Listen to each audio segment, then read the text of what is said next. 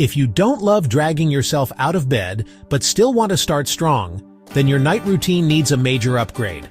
Let's fix that. Here's your step-by-step night routine that sets you up for a productive tomorrow. Step 1.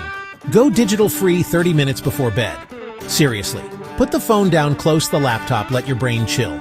Blue light messes with your sleep, nobody needs midnight doom scrolling. Step 2.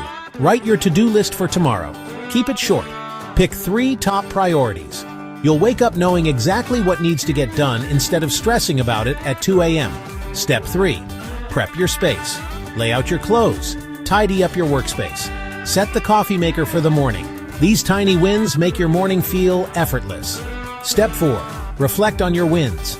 Jot down one thing you did well today, big or small. This little burst of positivity is a game changer for your mindset. Step 5. Build a wind-down ritual. Reading, stretching, sipping herbal tea. Find what calms you down, signal to your brain that it's time to switch off. Finally, aim for a consistent bedtime. It sounds boring, but your body loves routine. Good sleep equals good productivity.